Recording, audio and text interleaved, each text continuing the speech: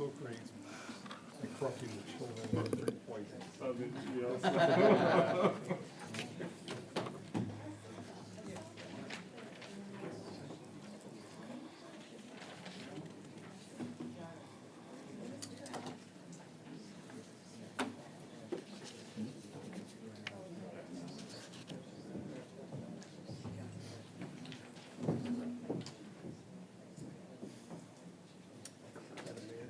He's waiting.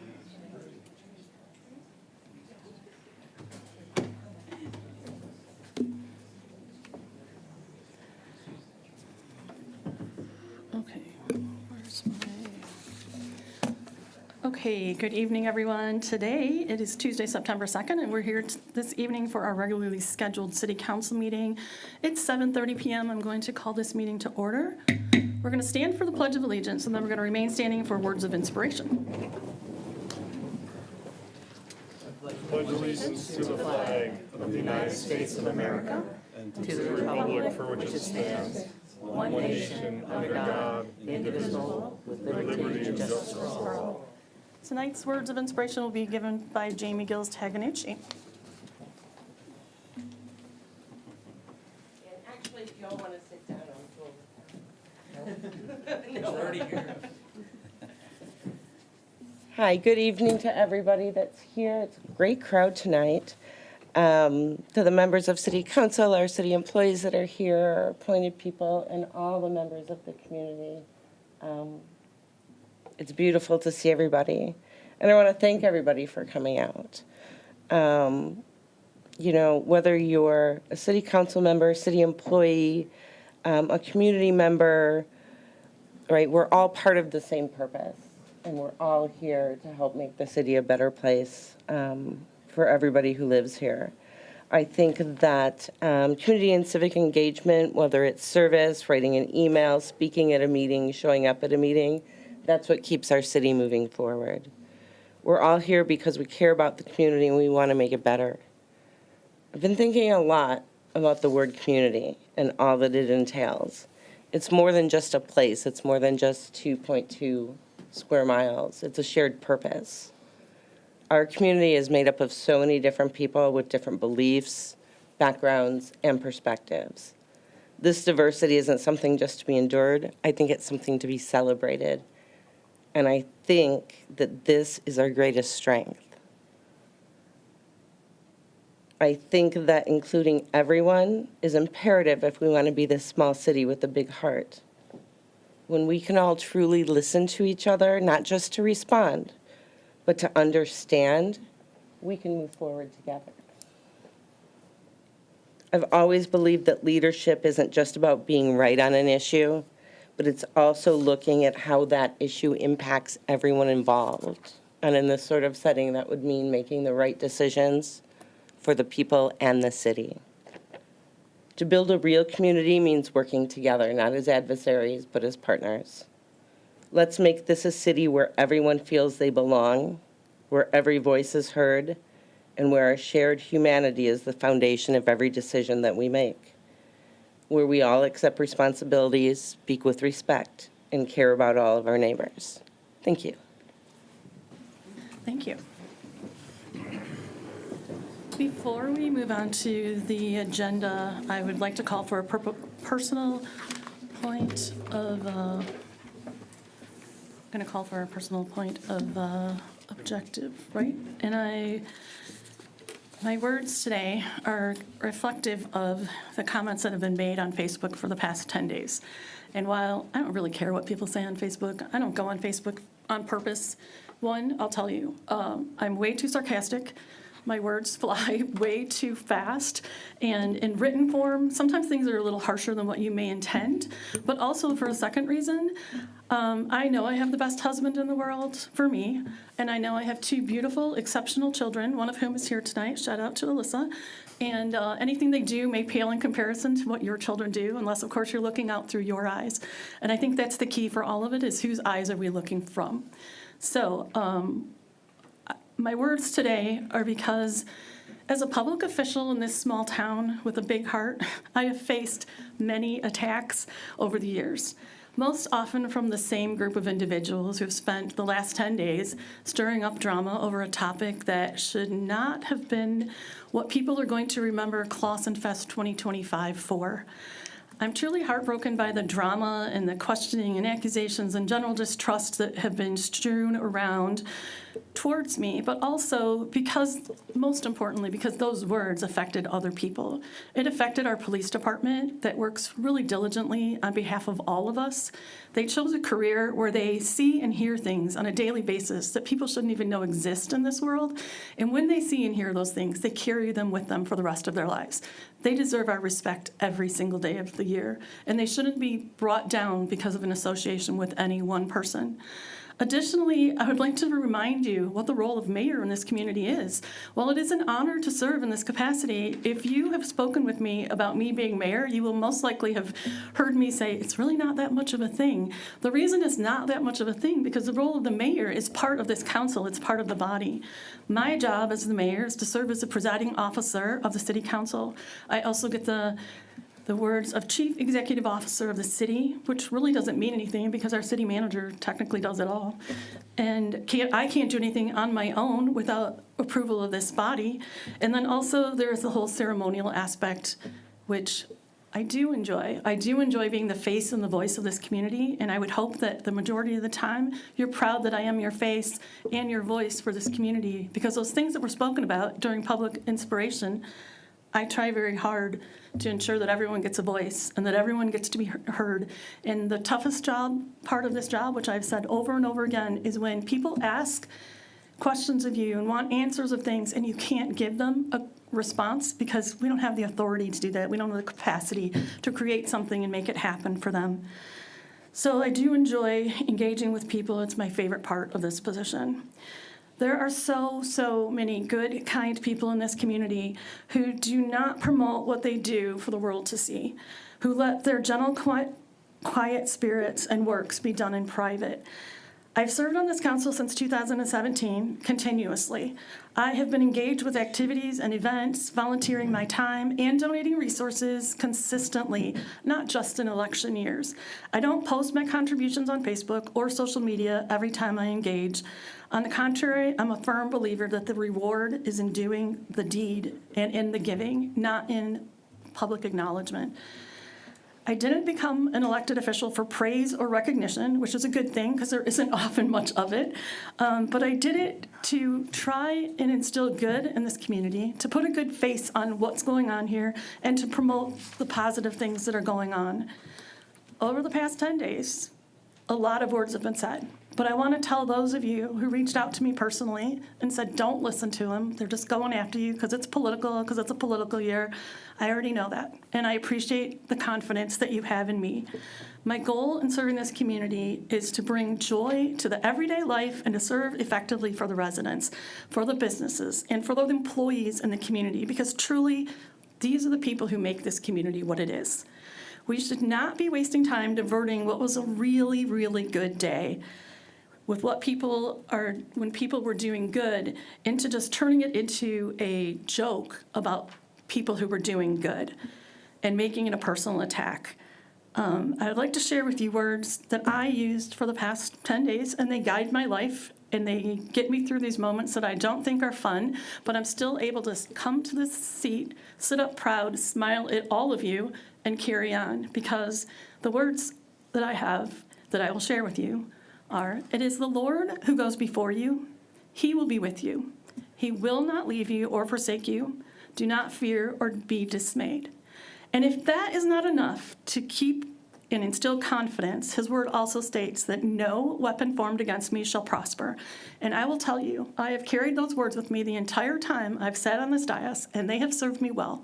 And if I make a few people in this community upset, because that's their sport, to be upset with me, I apologize for giving you something to do. I guess that's your sport, go for it.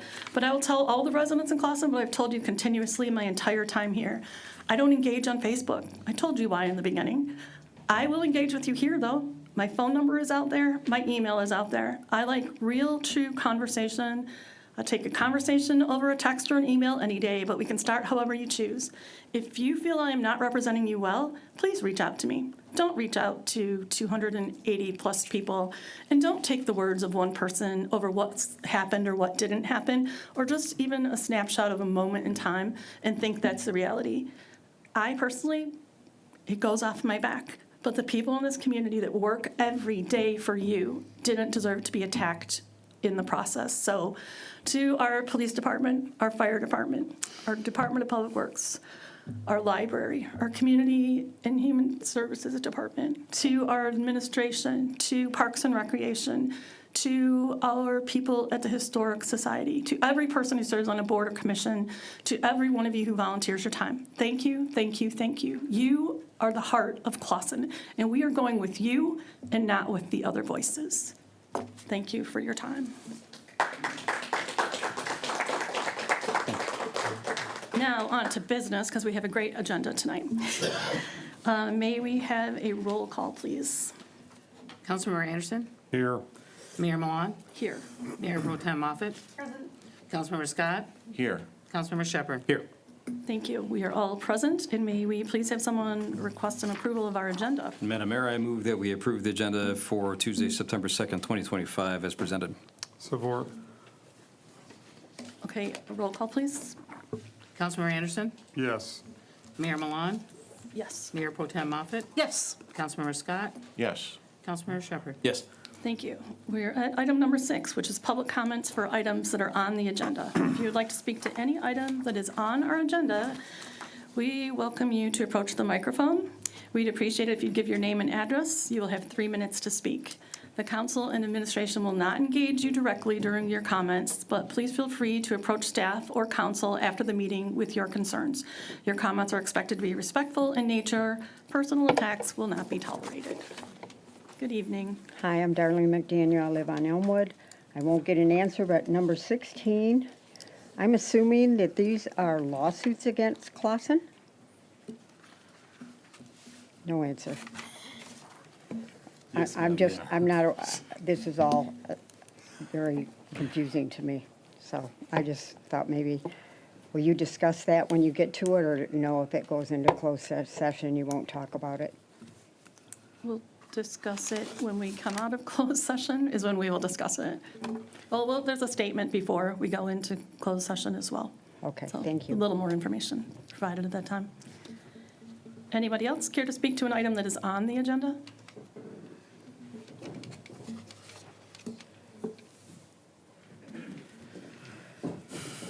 Good evening.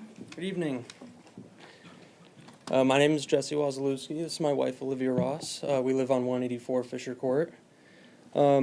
Regarding item number 9, the rezoning of the 340 North Main Street from the church, we had the honor of talking with Mr. Randazzo earlier, as just kind of getting an idea of kind of what they envision for the property, and we're very excited at the prospect of having some new development in the area.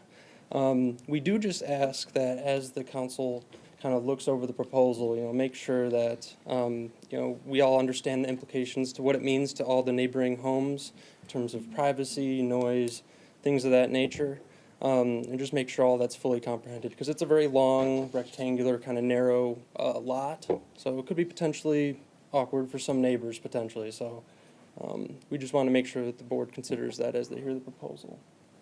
Is there anything I missed?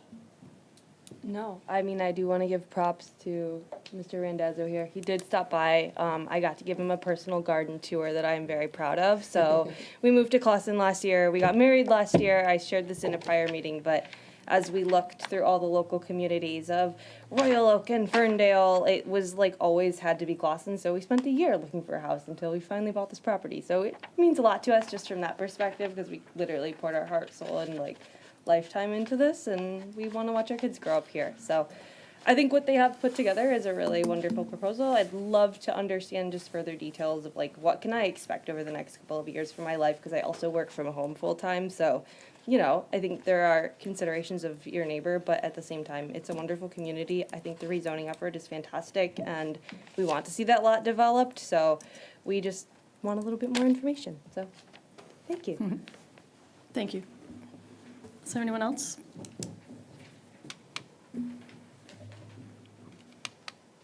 Hi, Lisa Ball of 150 Fisher Court, and just like my neighbors here, new to the street. I mean, I've lived here for 20 years, and they're new, and I'm glad to see them come and, you know, more younger people come to the neighborhood.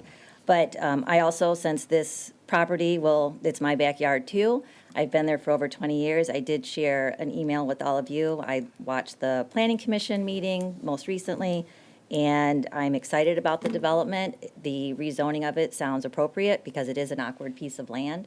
So rezoning it to where you might do condos as well makes sense, because I don't really see how, you know, single-family homes would work there. But I'm not a planner, so I don't know. So I am excited to see those plans when they come about.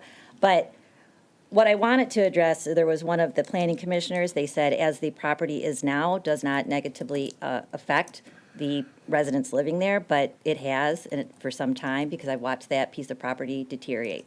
It looks abandoned. There's been an increase in rodent populations. There's garbage in my backyard because of it. Years back, when my son was younger, he actually was injured. He fell off his bike in that parking lot because there's weeds, cracks, potholes. It just, unfortunately, when that property has switched ownership, it's just deteriorated instead of improved. So I mean, there's people that go in that parking lot, and I don't know what they're doing, but they shouldn't be back there. So that's disappointing. There's been people that have come into my backyard on my property, you know, intoxicated, and we've had to call the police. So I welcome something coming and being developed there soon, hopefully. I don't welcome the construction, but, you know, that has to obviously take place. That's all I have to say. Thank you. Anybody else? Okay, we'll close public comment and move to proclamations and presentations, which we do not have, and then go on to consideration of approving the following consent agenda. Item A, minutes of the regular city council meeting held on Tuesday, August 19th, 2025, as presented. And item B, a list of bills in the amount of $492,486.33. So moved. Support. Thank you. Roll call, please. Mayor Milan, Yes. Mayor Pro Tem Moffett, Yes. Councilmember Scott, Yes. Councilmember Shepherd, Yes. Councilmember Anderson, Oh, yep. Sorry, I'm cutting over. Did I hear it? Councilmember Anderson. Yes. Thank you. Councilmember Anderson. We have approved our consent agenda. Moving to item 9A, we have consideration of a request to rezone the property at 340 North Main Street from Office Service 01 and Single Family Residential R2 to Core Residential.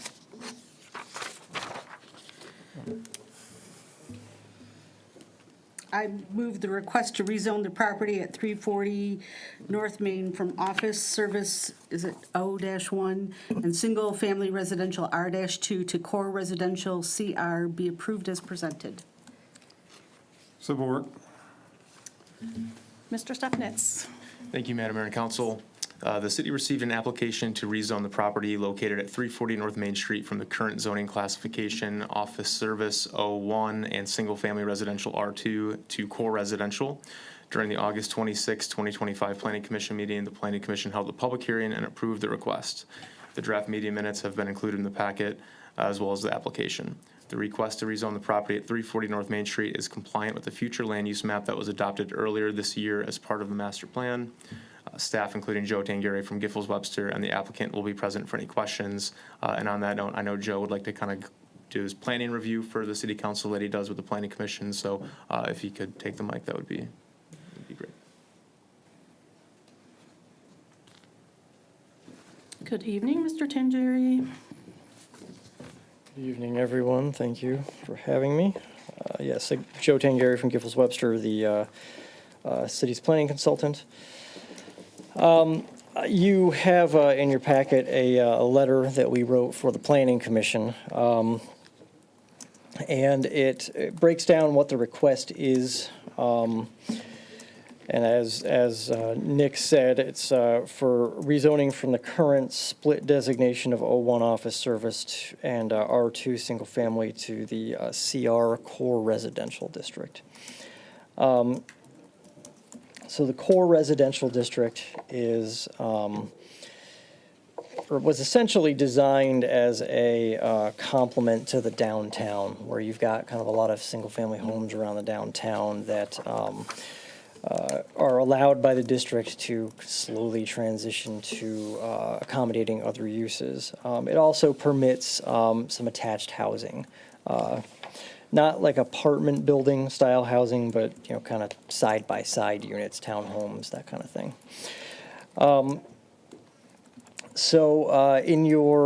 In the letter, we've provided a comparison of the standards of the O1, R2, and CR districts. There's a table on page 3 of 6.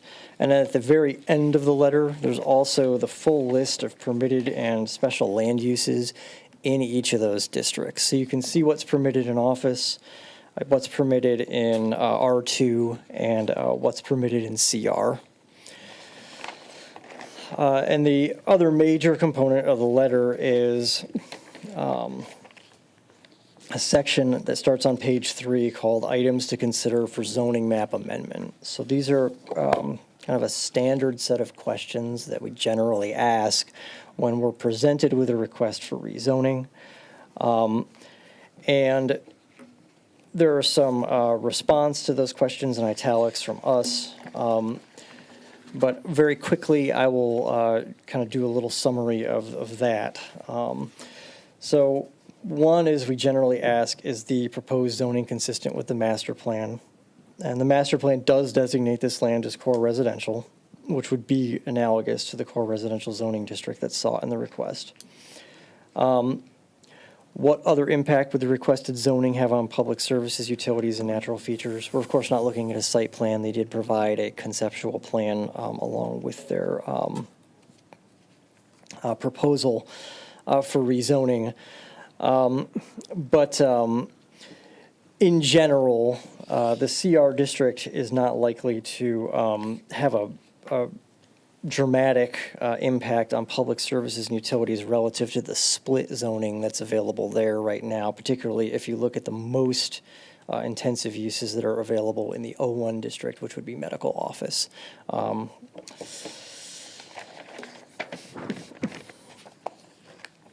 Has the applicant provided evidence that the property cannot be developed or used as zoned?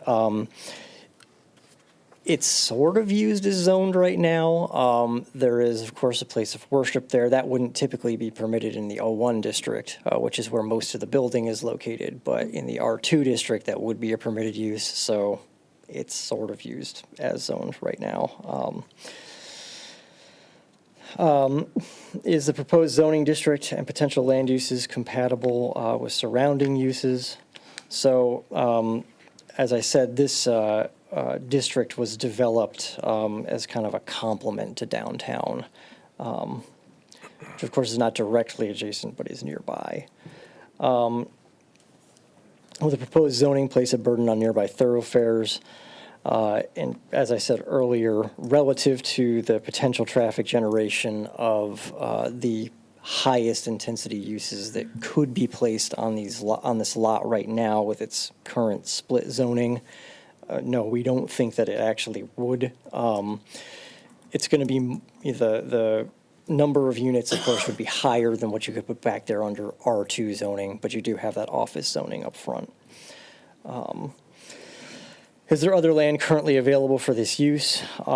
As we know, there's not much land available in Clawson in general. I mean, we've got a handful of vacant lots here and there, most of which we'd like to see not be vacant anymore. But there's not really much land available for much at all, really, at this point.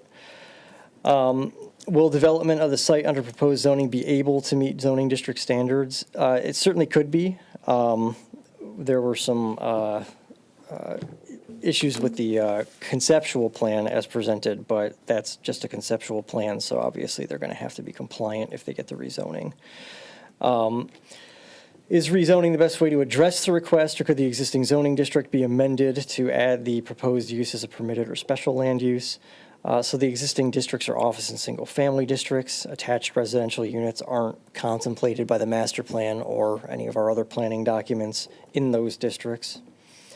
Has there been a change in circumstances and conditions since adoption of the master plan that could support the proposed change? as this board is aware, the master plan was adopted this year, or the update to the master plan anyway. The closure of the church and their attempt to find a new owner for that property is kind of the primary change in circumstance in that area, and that was, of course, brewing even as the plan was going through the final stages of adoption. And then finally, would the granting the request result in the creation of an unplanned spot zone? And there's a legal test for that that we always apply. One is the rezoning request consistent with the master plan for the area? And we find that it is. Is the proposed zoning district a logical extension of an existing zoning district in the area? The requested district is intended to be a low-density complement to the uses on the edge of downtown. There is not the same zoning on a neighboring parcel. Would approving the request grant a special benefit to a property owner or developer? So it would permit the use of this property for residential construction if it was rezoned. Like I said, there's other information in there about the 3 districts. So if you want to talk about any of that, that's what I'm here for. But I didn't want to read it all out and have everybody falling asleep behind me. So fire away if you've got any questions. So I have a couple questions. I'm picturing what they're proposing to be like the buildings that are on 15 and Coolidge there. Because the parking's underneath and then the 2 stories, something like that. Is that what they're kind of proposing? On a smaller scale, but Okay. yes. It's garage underneath and then 2 stories, right? That's what they were showing. There are some peculiarities of the zoning that they're going to have to be dealing with when they actually do a site plan, though. They might not get quite what they're showing. So looking at the information you have on page 3 to 6, like none of those zones allow for a 3-story. That's correct. So, and that's what I'm guessing is what part of the residents are concerned about with their privacy, because if they're up real high, then they can see into, so that's part of the concern with what they propose. Well, with the conceptual plan, yeah, what they're showing is not in line with CR. They would have to do something else with their final site plan. So they'd either have to revise what or they'd have to request an exception, right? Something like that, yeah. And what, from an engineering standpoint, if somehow, we did get approved for the 3 stories, what can we do to keep the person in the top story from peering into the neighbors? Well, I mean, if that were to come to pass, it would be going through some sort of variance process with a public hearing, and you can place conditions on a variance. So that's where you'd be looking for some sort of screening or some sort of design characteristic of the building that cuts down on the profile of the building. Okay, so there's an engineering thing you could do to mitigate the impact of the voyeurism potential. Yeah, I mean, obviously, our first preference is that the ordinance is followed. Right, okay. Okay. And how would you do that with the garage and the 2 stories to? That's an architect's job. Fair enough. That's really kind of their challenge. And then my final question would be, and I don't know if you know this, but I'm curious, is it the intention of these units to be sold outright, or are they rental properties? That's probably something that the applicant would have to answer. Okay. Yeah. Can we ask them that? If you're done with me, we can switch to them. All right, go ahead. I had just a comment, I guess, and maybe a question. Switching this to CR would allow a building to be built potentially 30 feet tall, 10 foot away from the abutting property, right? We have 18 or 20, I think, single-family residential homes surrounding this property. And, I mean, that gives me a little bit of pause. I want some development to happen on this property, but our ordinance allows for some things that I think the residents would be unhappy with potentially if we zone it as CR. I mean, do you have any comment on that? I mean, I guess I can confirm your numbers. That is, it has a 10-foot side setback and a 30-foot height limit. And for reference, the R2 has a 25-foot height limit. So that's what would govern the maximum height of any home that, like, say, a home were torn down and a new home was put in its place. That's the height limit that would govern any new home going in around this. And I guess your side setbacks would be 5 and 10 for that. Just so that I guess everybody's aware of what the regulations would be on that property now, or the portion of it that's zoned R2, and then what all the surrounding homes would be subject to. Yeah, I know that this is a property, a contentious property, or it was when we were talking about the master plan, because it's not adjacent to other CR areas. It's long, it's unusual, it's, you know, like I said, surrounded by 18 or 20, I can't remember the number I counted, single-family residential homes. I just making sure, you know, I don't necessarily have a recommendation for a different zone. I just don't think our zoning currently contemplated this type of unique property in Clawson. So I didn't know whether or not, Joe, you had any other thoughts, or if you had considered other ways that this property could be zoned more in line with the area around it, you know? Well, I mean, you're not wrong that it's a very tricky property. It's unusual. I'm trying to think of another property we have in town that goes between a bunch of lots like this. It's Basically Hunter, that's about it. yeah, a Hunter would be an example. Yeah, and that's of course a public Well, property. there was another example of years ago, I want to say it was about '06. It was right during, at the height of the housing crisis and the recession, that a gentleman by the name of Bulliard had bought properties on Lincoln. And I think it's visible on one of the maps, that there were odd-shaped properties that he intended on putting in a condominium complex. I think they ended up going from, the proposal was 9, and they had to reduce it down to 8. But there was a lot of concern of the fact that that was in an area where there were residents, and what that meant to the property owners that had property that abutted against the back part of that. As it turned out, they were able to move forward to some extent because we did not have an appropriate condominium ordinance at the time that would have at least caused pause for them. What stopped it from happening was the recession and the fact that there was no market for him to continue to develop that property. He ended up selling it, and there are now 2 homes that are on that parcel. That was the closest thing that I can see that's an example for this. But having been on the previous master plan, when we looked at this parcel, we were clear that we wanted this to be office. It was problematic, and why the entire lot wasn't designed is that I think at the time we wanted to consider whether or not any of the property owners, if they wanted to extend their backyards and take over that parcel if they so chose. Obviously, that hasn't happened, but certainly that was an option that we were considering at the time. So I guess my concern is that why that wasn't something that was looked at when the master plan was revisited, why that, if we're looking at it as Office 1, why the rest of that hadn't been considered, or the fact that we have other properties that are designated as parking lot.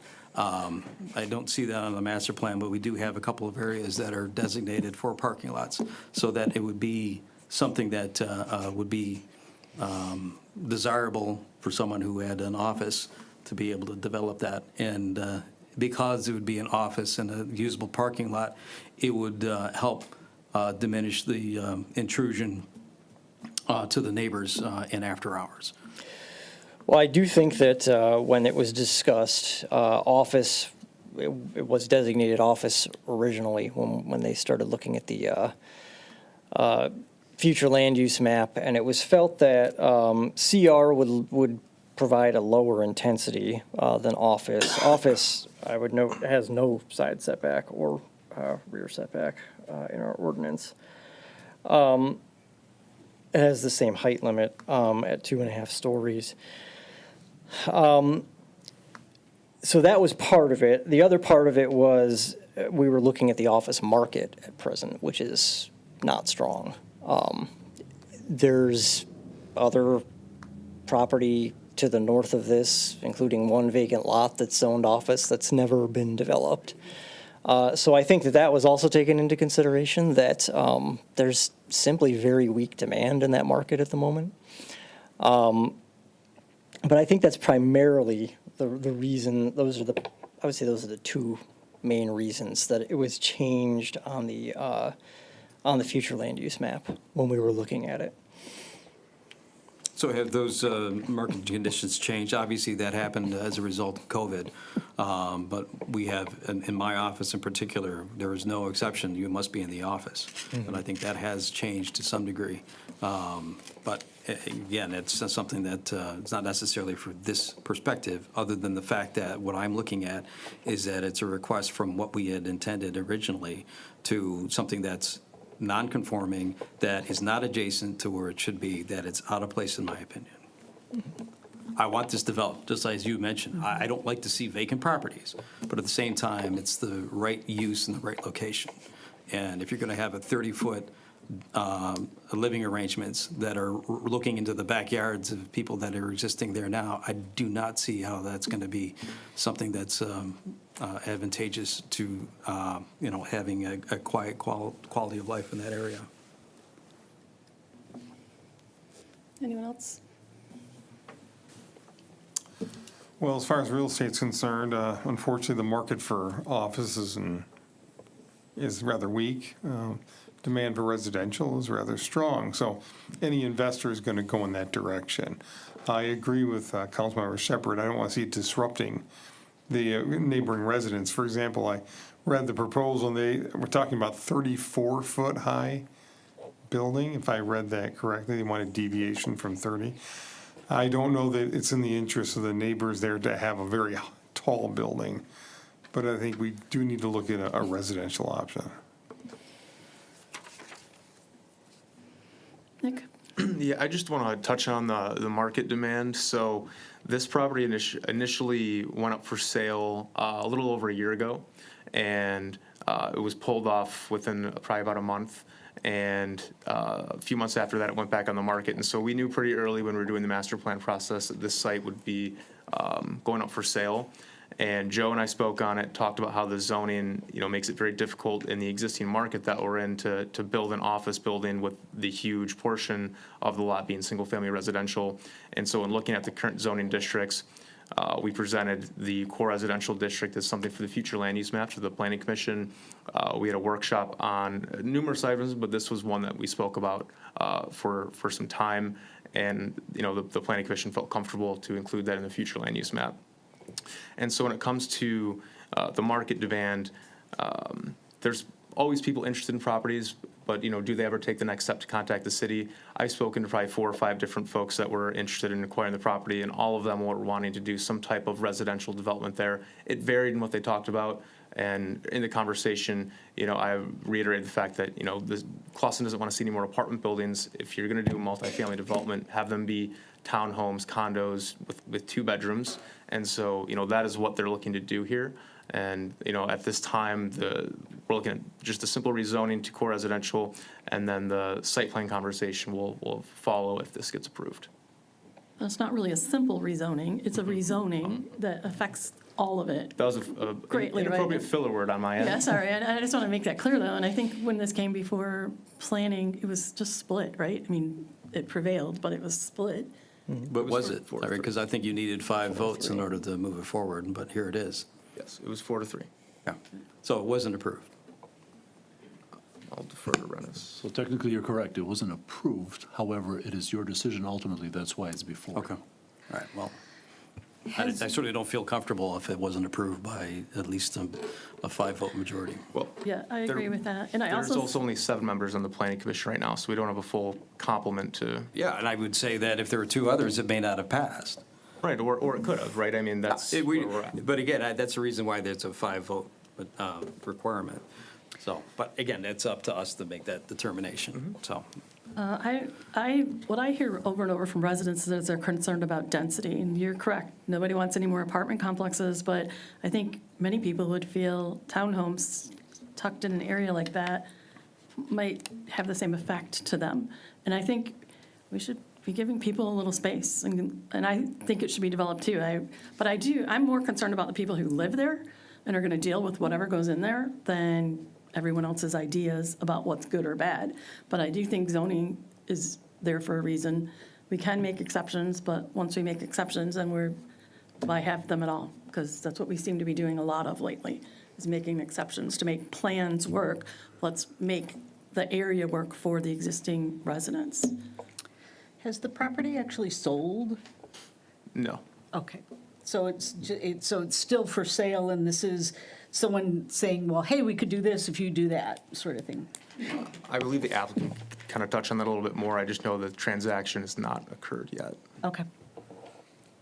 And in all fairness, Mr. Ranzazzo, you guys did the Broth project? Was that your development? Yes.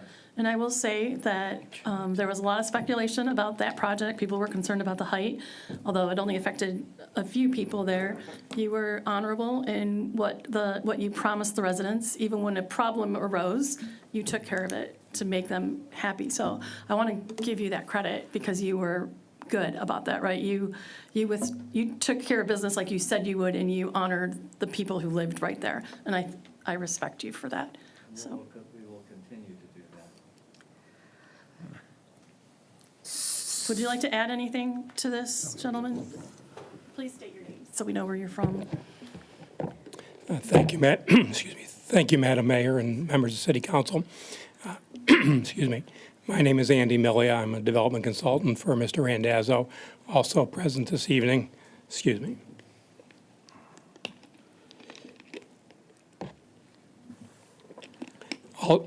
Also present this evening is Jason Krieger, who's the project architect, one of the top architects in the state today. We appreciate the opportunity to present the. We had a similar discussion at the Planning Commission last week, and there was a healthy discussion. There's a misunderstanding on what this procedure actually is. This is specifically a rezoning, and we got into some issues on building height and site plan issues. This is not a site plan meeting. This body and the Planning Commission will have another bite at the apple, so to speak, and to talk about all the issues that are very important, to talk about height, to talk about density. But this is specifically a request for rezoning to the master plan, and it's consistent with the master plan. And the master plan is very important when somebody like Mr. Randazzo purchases property, so that he's not fighting an uphill battle and trying to do battle with a community that they don't want something. This was specifically master planned that this is the future land use of core residential. It's not a appropriate office building site. It's not even an appropriate single-family site. What this body or the Planning Commission had a lot of foresight when they zoned it, or when they master planned it to core residential. I think Mr. Tangeri said it well, that this is a complement to the downtown.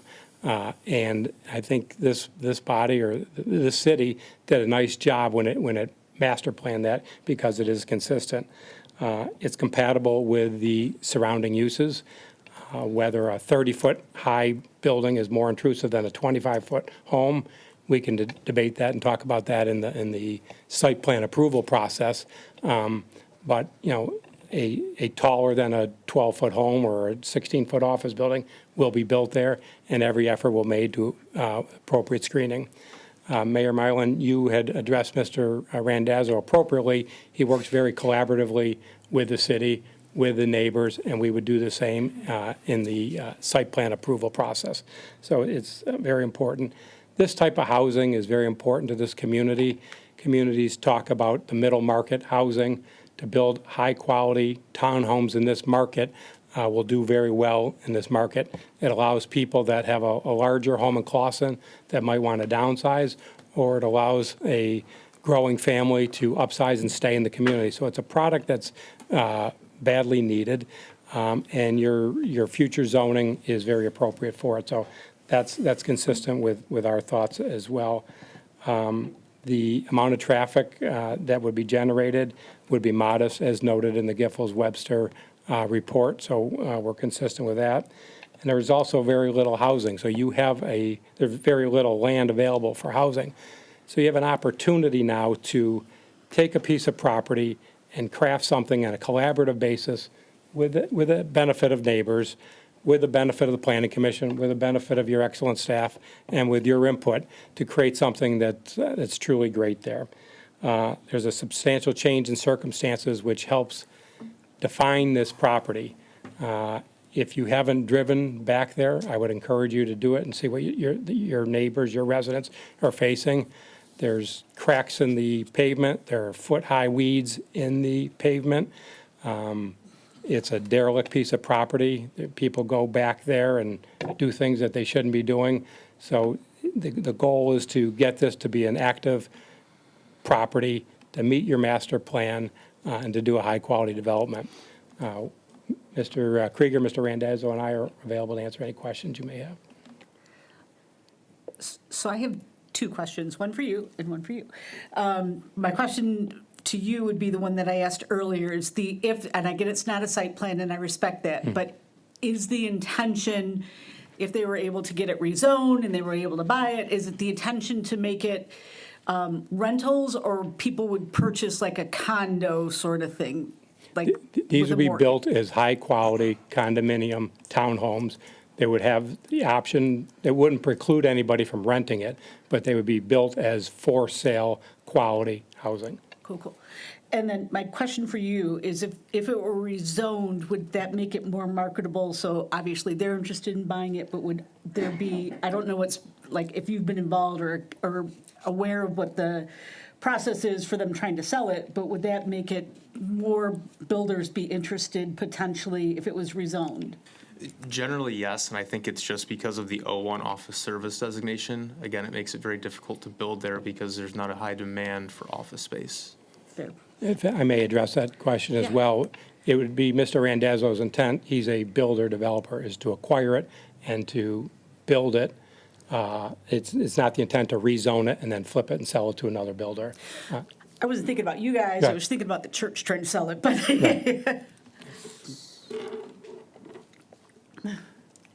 But again, this isn't a site plan, so Correct. Right. whatever it's rezoned, if it's rezoned under core residential, whatever fits under core residential is what potentially could go there. 'Cause Yes. plans could change. Yes, you're correct, but what we're here for is strictly for the rezoning.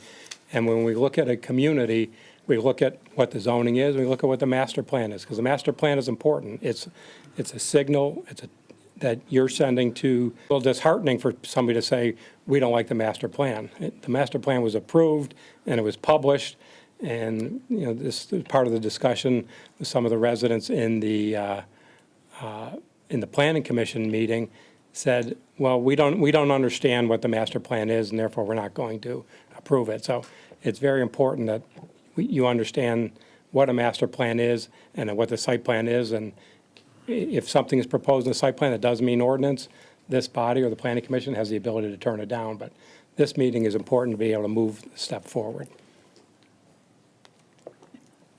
Anything else? Would you like to hear from anyone else? I would just like to say that, certainly, in watching the Planning Commission meeting as best I could, I was on vacation, so I didn't get everything. But it sounded like they wanted to at least have some further discussion to flesh it out. And I appreciate the desire for the location, because certainly, as has been stated already, we would like to have as much development as possible. But I'll say again that I think it's the appropriate location, appropriate development and appropriate location. And so if there was concerns regarding the Planning Commission regarding that, I'd like to have them take another crack at it. I agree with Councilman Shepherd. I'd like to have planning take a look at it again and just talk it through completely. And if it comes back to us with a recommendation of CR, then I'll feel a lot better about it. Okay. Anything else? Yeah, my inclination is to approve simply by reason of, face it, you got an investor who's going to invest his money. He's not going to put it into office real estate. So he needs some flexibility as far as how to proceed. That said, the fact that it was a 4-3 vote, apparently, that gives me some concern since we looked to the planning commission, who works for the council, basically, to give us advice on this matter. So I would agree with Councilman Scott that I'm very much favorably disposed towards rezoning, but I'd like to hear their opinion first. Okay. If I may, what would you like to hear back from the planning commission? So, because right now, it's just a rezone to the core residential district, and then if approved, they'll go back and go through the entire site plan review process for setbacks, building height, everything that goes into that process, not just the zoning. So I know two council members have shared they want to hear from the PC a little bit more. What exactly would you be looking for? I would like to know the rationale for the dissenting votes. If I agree with it, maybe I won't rezone it, but if I disagree, I might. Anyway, bottom line is I'd like to hear why 3 out of 7 were against it. Obviously, they probably studied the issue more thoroughly than we have. What I've seen, I kind of like, actually, and I'm inclined to go forward, but I agree with Councilmember Scott. If we could just take a little more time to find out what in the world resulted in a 4-3 vote. That's close, right? That means there was some level of controversy there. If it had been 5-2, but those, it was right on the edge. I'd like to know why. I'm just a little bit concerned that we're making this is a request for zoning change, which is a substantial thing, and we're kind of passing it off like it's not a big deal, but it is a big deal. Our zoning dictates everything, and it's great. What you have proposed is great, and I know where a lot of your properties are, and they're all very nice, and you're a good neighbor. Those are all good things. But as was spoken before, we have limited available property here. It's really important for us to ensure that whatever we get in those properties is really good for our community, for our existing community, and for the future of our community. This could be it, but I do think it requires a little bit more conversation. So is there a time, it seems like we're pushing this. Are we pushing it for a reason? Is there a reason it can't go back to planning for another meeting, or maybe 2 more meetings to come back here? Is there something that would prohibit it from doing that? I can tell you that the church is very eager to sell and move on. I know that they've been trying to operate, but due to the size of that building, they're not in a strong financial position. So that's where some of it is coming from. And then, again, just generally, I guess, with this being approved in the master plan and on the future land use map, I think that would kind of dictate why I used the word simple earlier, is because it's not a rezoning. They're not picking a property out to rezone it to something else. Is why wasn't this brought up during that process if there was concern to rezone that? And didn't the dissenting people say why they were dissenting in the meeting? So there were 2 of them that did. The third member did not share anything, and I'm not going to speak for them as to why they voted no. Madam Mayor, may I address the board? Of course, sir. We understand that we're not going to get a positive vote this evening, so we don't want to force a vote that's negative. So if it's this body's purview to table it, we'll accept a table. I'm not optimistic, however, in sending this back to planning to take a look at something that was already master planned. The city chose to put this course of action in effect when it master planned this property for core.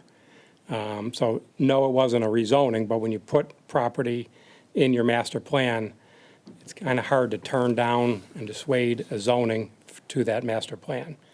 You have, and we were at the planning commission meeting, and I, like Nick, won't speak directly for what was said, but there was a lot of discussion and confusion on what could be built there and what the site plan, and I got the sense that the planning commission didn't understand its own process, that this was just a rezoning and not a site plan approval.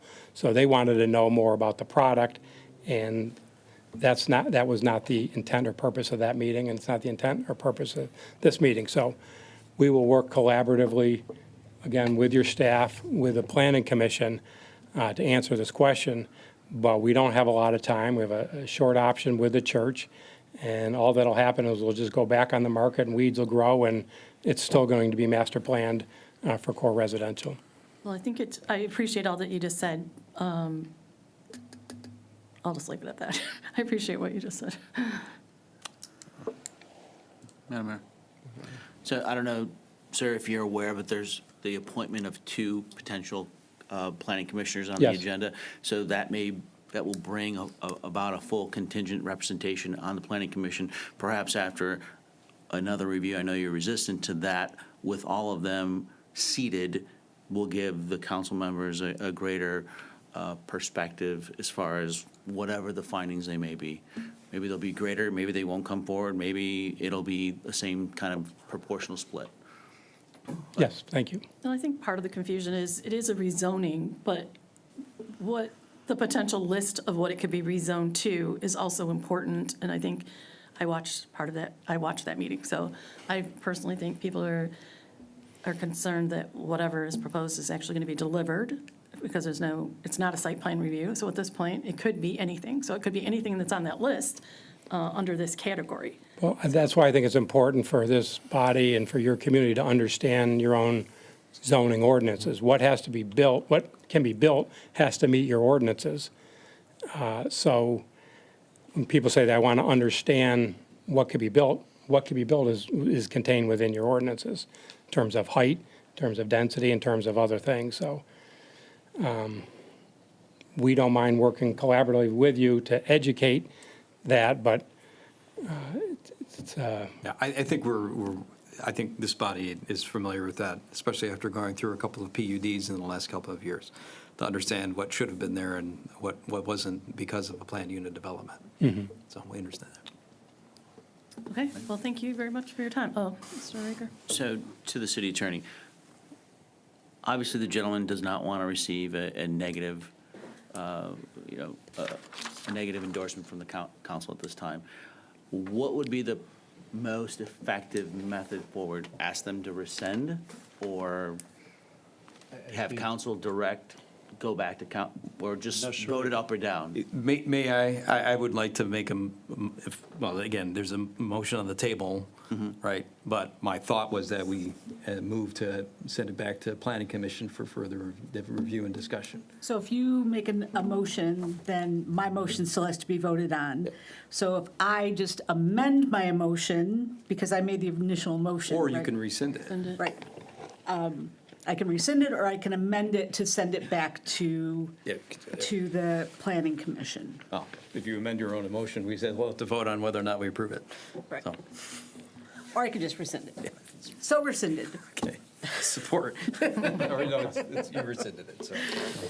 Okay, so with it having been rescinded, I would like to make a motion that the consideration to rezone the property at 340 North Main Street Office Service 01, single-family residential, R2 to core residential, be referred back to Planning Commission for further discussion. Support. Roll call, please, Michelle? Mayor Pro Tem Moffett, Yes. Councilmember Scott, Yes. Councilmember Shepherd. Yes. Councilmember Anderson, Yes. Mayor Milan. Yes. Thank you. Thank you very much. We have just moved to send this back to planning, and then it will most likely come back to us. So, next up, we have item 9B, which is consideration of the first reading of an ordinance to amend the Clausen Code of Ordinances, Chapter 34, Article 10, Section 2.2, Section 34-3.1, and Section 4.53 to permit and provide standards for short-term rental units. Madam Mayor, I move the first reading of an ordinance to amend Clausen Code of Ordinances, Chapter 34, Article 10, Section 2.2, Section 34-3.1, and Section 4.53 to permit and provide standards for short-term rentals be approved. Support. Mr. Stepnitz. Thank you, Madam Mayor and Council. We are moving on to everyone's favorite topic now. On June 18th, the City Council and Planning Commission held a joint workshop to discuss the short-term rental ordinance. During this discussion, there was general consensus among both bodies on the permitted districts and an annual cap on the licenses. The Planning Commission has reviewed and approved an ordinance amendment to include the B3 General Business District, CC City Center District, CMD Central Mixed Use District, CR Core Residential District, BRD2 Business Renewal District, and the I1 Limited Industrial District as permitted uses. Included in this ordinance amendment are general standards for the operations of STRs, which have not been modified since this was first presented to City Council. The following agenda item 9C is an amendment to the General Code of Ordinances for short-term rentals to set an annual cap of licenses, which states the maximum number of licenses, the maximum number of short-term rental licenses issued at any one time shall be 18. This amendment is underlined in the proposed ordinance amendment. So again, there's two agenda items related to short-term rentals. The first one is the zoning ordinance amendment, which provides standards and the districts short-term rentals can operate. And the next ordinance is the amendment to add the annual cap. Happy to answer any questions. I am curious, the motion does call out various zones, B3, CC, and such. I read the ordinance that you sent, it wasn't in there. Is it an oversight, or the zones are not defined in the ordinance, what can and cannot be built, if I could tell? In the document that was included in the packet, Yeah, it wasn't. I read the ordinance. Where in the ordinance does it say that we're restricting short-term rentals to those following zones? They're listed as permitted uses. So that's what this is. We're defining short-term rental in the zoning ordinance, just like a medical office is defined. And then these, I believe it's 6 districts, list short-term rentals as permitted uses. So if we have a business district and don't permit medical use there, but in another business district, the one that doesn't allow it, they can't operate in. So in that's essentially essence, what we're the doing. motion is connected to the ordinance, shall we say? Correct. Okay. Part 2 of the ordinance does what you just said. Yes. So it's listed in the ordinance. Fine.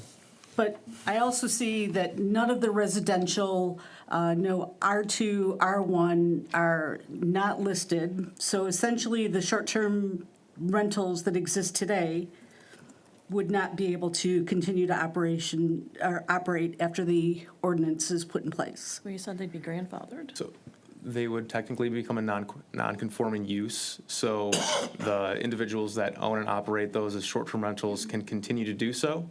Now, if they sell the property or do not renew their certificate or apply again, then they lose that non-conforming status. And no new short-term rentals in houses, because that's what short-term rentals are, can take place under the new ordinance. That's correct. That's exactly what the planning voted for. Except in core residential, correct? It is listed as It is as a listed permitted as use one of for the uses. You're residential, right, yes. sir. Absolutely.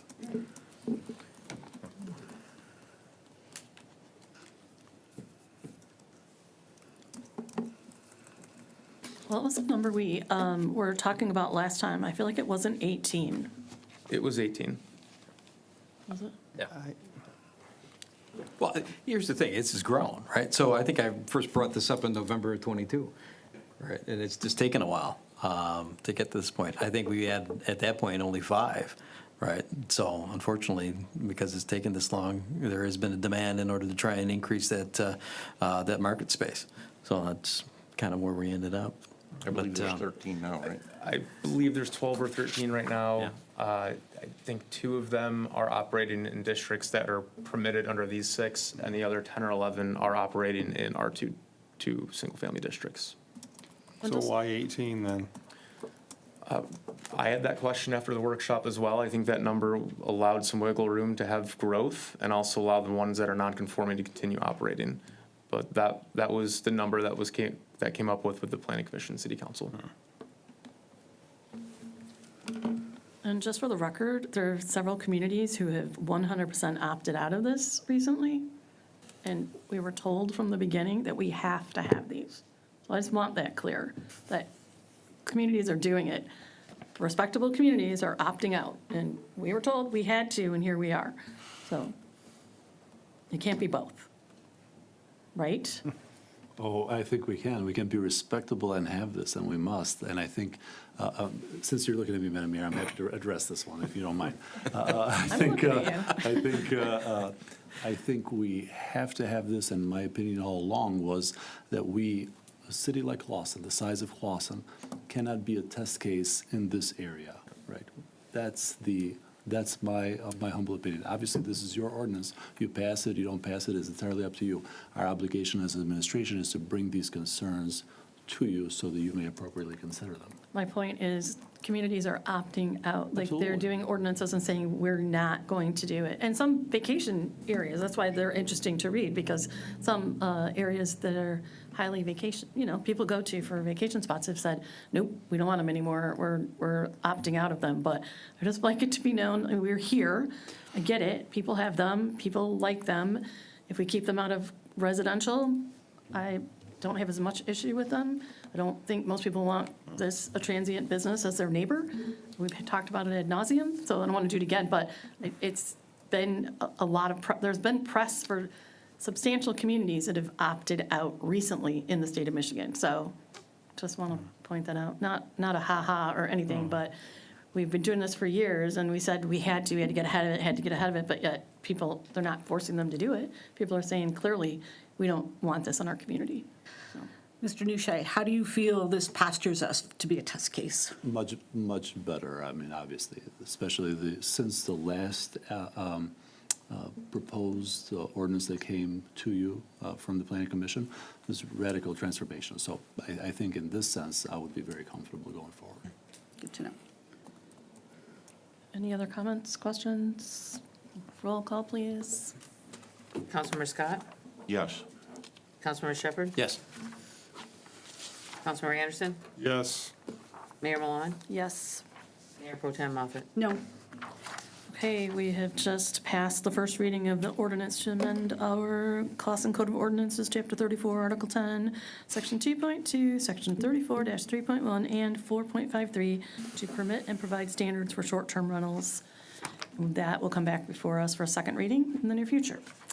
Moving to item 9C, we have consideration of the first reading of an ordinance to amend the Clawson Code of Ordinances, Chapter 34, Article 7, Section 35.4, short-term rental units. So moved.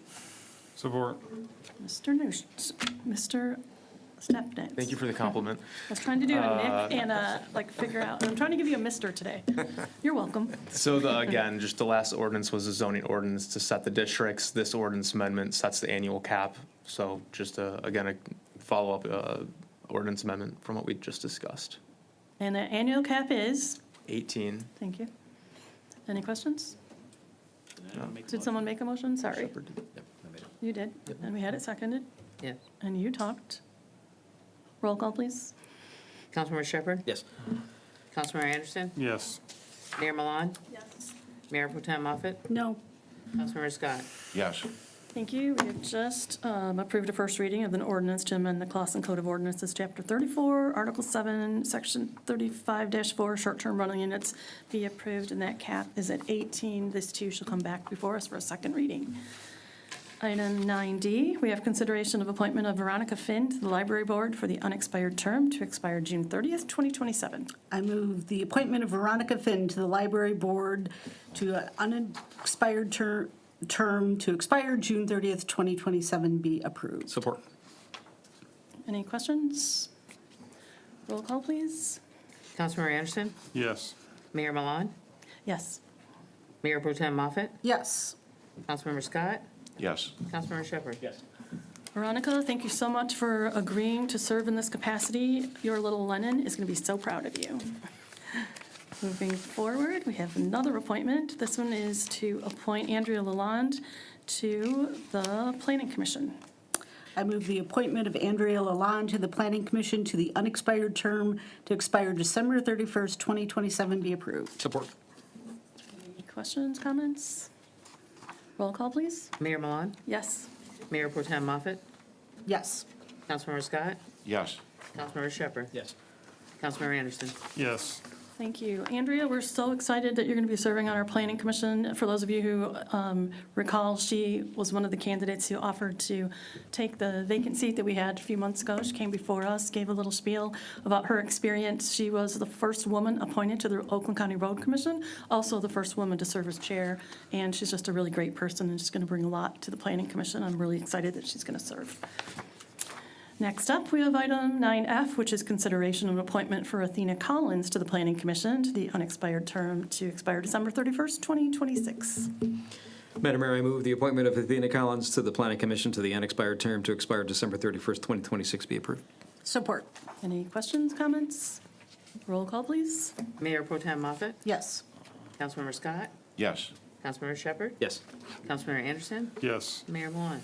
Yes, and congratulations to you too, Athena. I've spoken with Athena on the phone several times. She's been so looking forward to this position. And Erin will have fellow females on the Planning Commission. She will not be the lone young lady there anymore. So that'll be maybe a little bit different perspective. Not necessarily different perspective just based on gender, but she'll also bring good energy. I'm looking forward to seeing what she does there as well. Moving on to agenda item number 16. Is that correct? Oh, is that correct? Hold on, I have to find my papers. Item number 10 would be unfinished business. Do we have any? Good answer. Then we'll go to item number 11, which is public comments for items not on the agenda. If you'd like to speak to items not on the agenda, I'm going to read the spiel of before. Please state your name and your address, if you will. Please be kind. That's basically it. Good evening. I'll try. Linda Hale, 940 West Selfridge. And I just had to say this because I've been upset for several weeks now. I would like to ask the parliamentarian what is allowed to be said during the times of the items not on the agenda. I personally thought it was a time to bring up things like when a contractor has maybe left a sidewalk damaged, or if you would like the city to make improvements to the park, or to get new play equipment for Hunter, Parkland, or Grant Park. Or let's fight certain blight within the city. Or when will my road be fixed? Or let's talk about the water bills or taxes. These are real issues and concerns and not someone's opinion about whether or not the council members or the mayor or anyone serving the city are nice or Republican or Democrat or your idea of a leader. We don't need to hear Webster's definition of leadership or what classes they should take to improve themselves. You know what they say about opinions, and everyone has one, and here's mine. I'm personally appalled and embarrassed that any residents of this city would stand up here and try to belittle or ruin reputations based on your opinion. The bashing of the mayor, council, and city employees needs to stop. Whatever happened to manners or common decency? In a 2.2 square mile city, we're all neighbors. It costs nothing to be kind to each other. Also, if the words of inspiration don't move you because they come in a prayer form, then please recruit an atheist to volunteer to say a few inspirational words or read a poem. I'm all for equal time, and I appreciate what Jamie did today. You don't have to stand to pray, and if you want to continue to sit during the Pledge of Allegiance, no one's stopping you from doing that. I just think we have bigger fish to fry than who says words of inspiration. Let's face it, this council, each and every one of them, has moved us along in the right direction and has done more than any council in years. And we're finally getting things done. Please put your personal opinions aside. I know it's campaign season, but please limit your opinions to your social media platforms where you're having a field day. No one here wants to hear that garbage on the council meeting. You don't have to agree with everyone up here, but really it's beyond the pale that anyone would stand up here and publicly denigrate or vilify this mayor and council. It's small-minded and uncalled for. Didn't all of us mothers teach us that if you don't have anything nice to say, don't say it, or at least put it in an email? This isn't the place. Thank you. Thank you.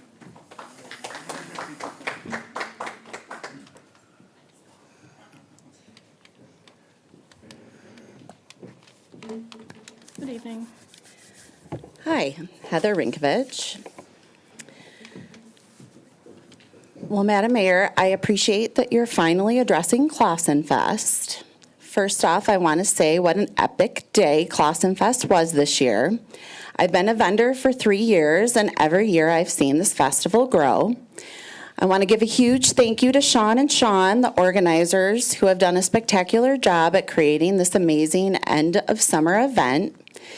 In addition to the organizers, the day would not have been as successful as it was without the volunteers, some of whom are here this evening. So many thanks to Laura Slawinski and Sue Moffitt for volunteering your time. Please remember to support small businesses, vendors, and buy local. Stay tuned for Clausen Fest 2026. Thank you. Anybody else?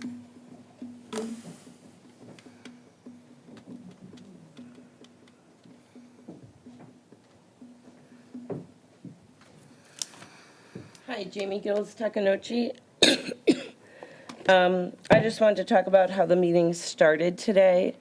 I feel like you, Mayor, feel like you can attack the citizens for their opinions and their thoughts and what they say, and you can assign motivation. You know what? I don't come up here for sport. I come up here because I see things. Excuse me. I'd like to call for a 5-minute recess. Is I have my the right- time's at 2:30. Am I allowed to keep going? I know the mayor can call for a recess, but you can resume at the time. All right. Was it 2:34? Let's see, interrupted.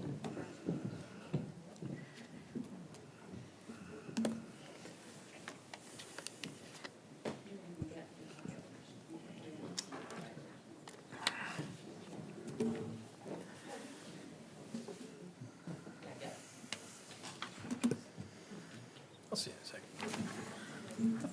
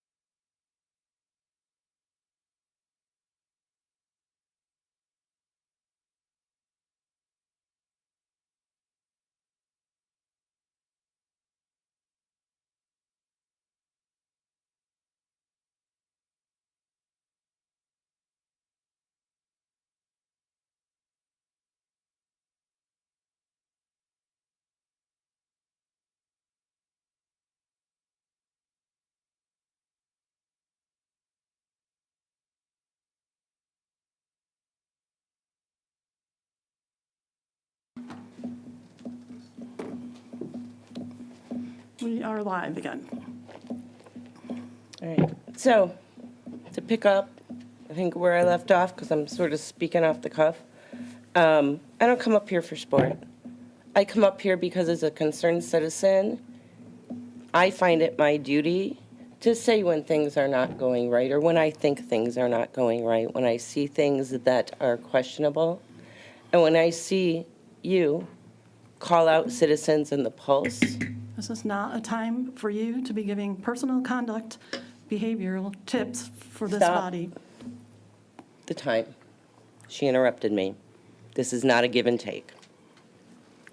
5-minute recess. I'll do it all night. So will I. You can't tell me no.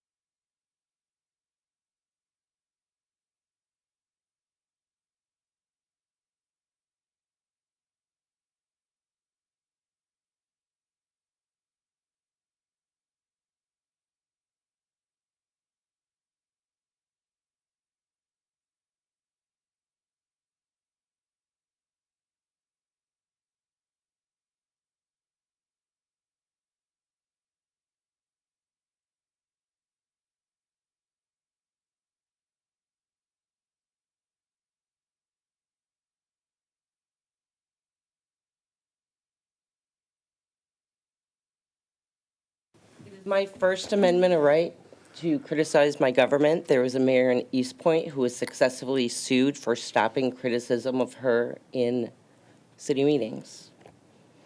Saying. So I come up here when I disagree with something.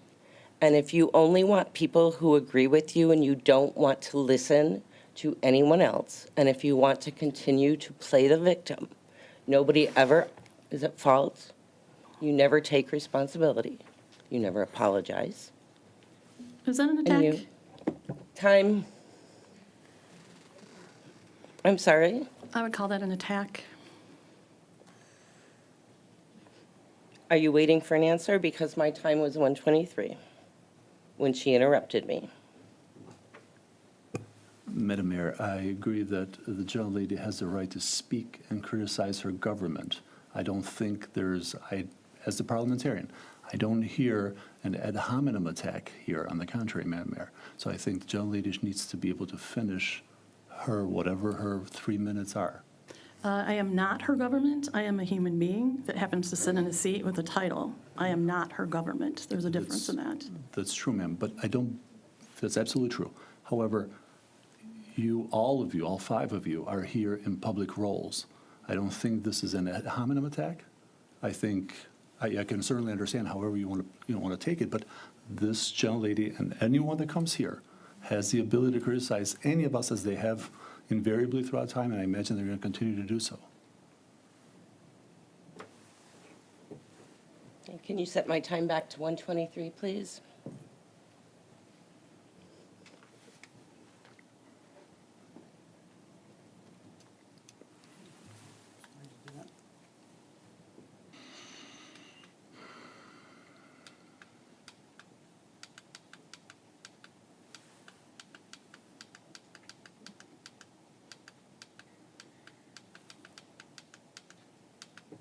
Thank you. I would love us to be able to work together, to accept criticism, to talk about issues without being condescending and without going out using your public forum as mayor to disparage the citizens who don't agree with you. You call us that we're doing it for sport, right? I don't know anybody who does it for sport. There are not 8 to 10 people who are criticizing you. There are a lot more. So maybe you need to look at your own role in all of these things where you make yourself the victim. I think you need to respect us all, not just those who applaud you and flatter you. Thank you. Is there anyone else?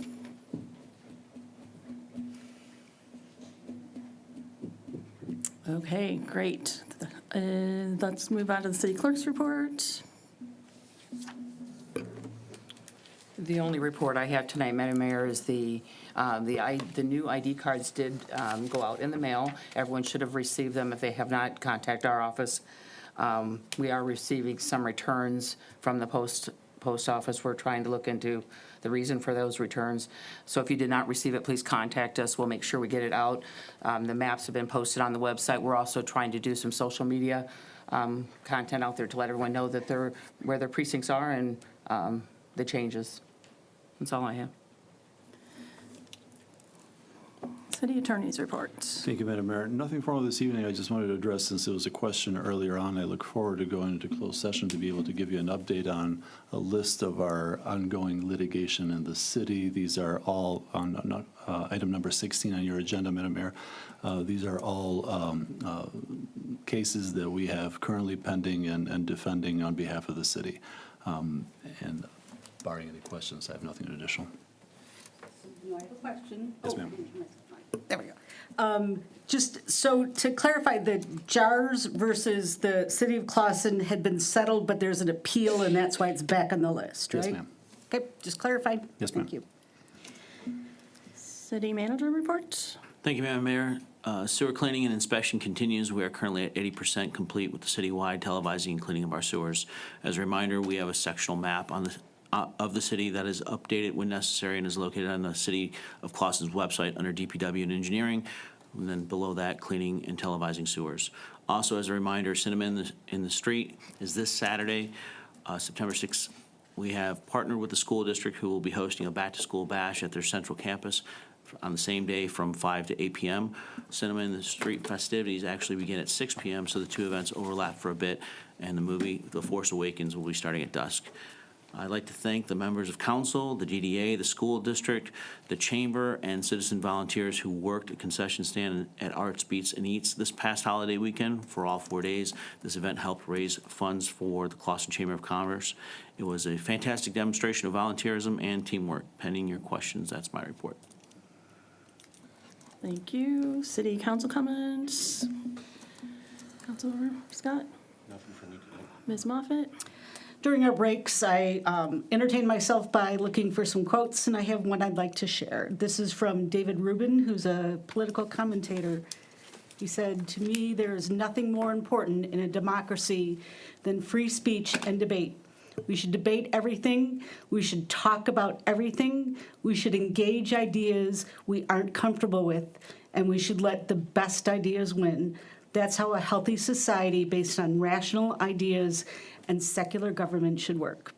That's all I got. Wonderful. Councilwoman Anderson No comment. and Councilmember Shepherd. Just one item. There was a development on Hendrickson. Pardon me. There was just one item. There's a development on Hendrickson with a significant front of the portion of the home that was used for a two-car garage, and I understand that it met the letter of our ordinance.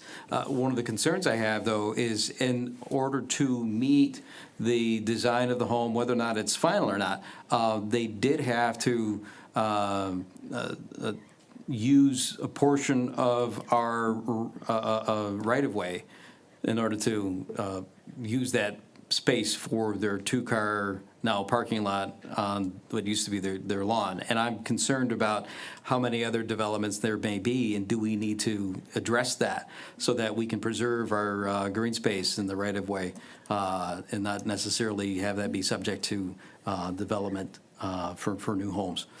I know that we have currently, it was 25% of the front elevation was earmarked to be no greater for that of a garage.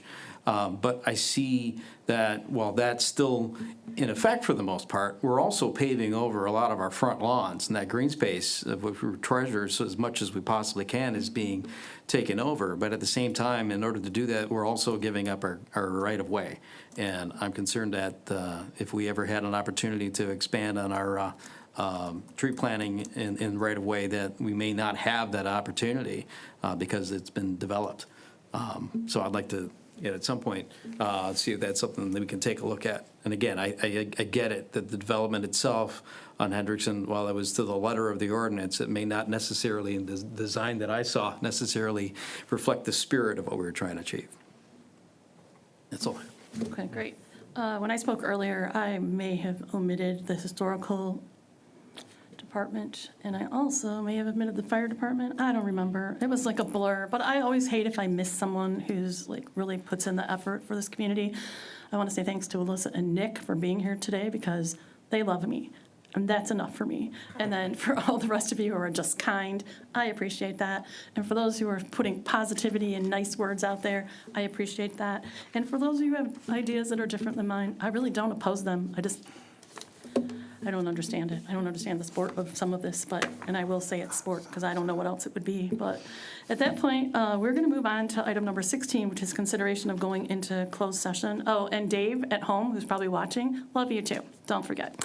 Consideration of going into closed session for purposes of receiving attorney-client privilege communication regarding the matters of McNeil and City of Clawson, Oakey versus City of Clawson, Vanis versus City of Clawson, AWA Investment LLC versus City of Clawson, Westbelt Property Ltd versus City of Clawson, Hancock versus City of Clawson, and Jars versus City of Clawson, pursuant to MCL 15.268H of the Open Meetings Act.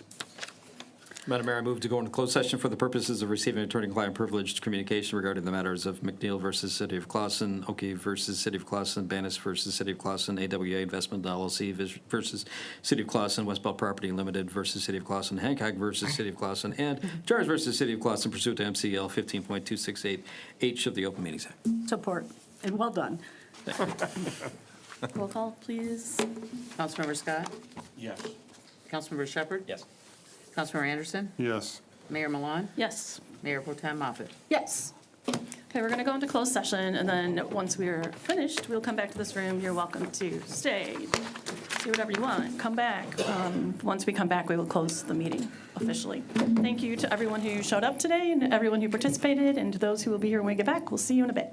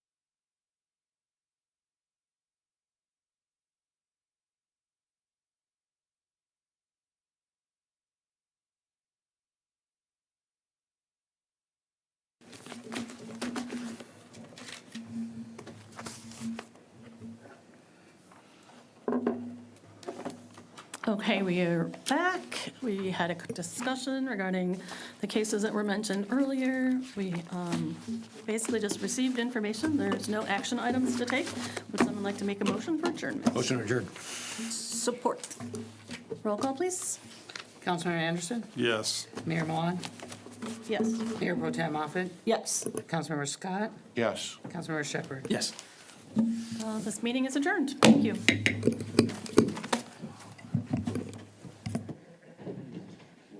So did you want to go through that? This is the file that he brought, so.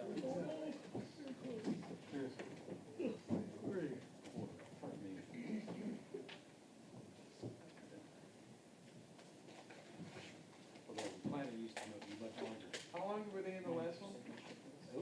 Did 10:30? As I don't want to get any later talking about how the trial went. The jury was on. The teaser was, they wanted 10 million in loss. This is the lease and never paid us. that we did at the last meeting for the Spanish Congress and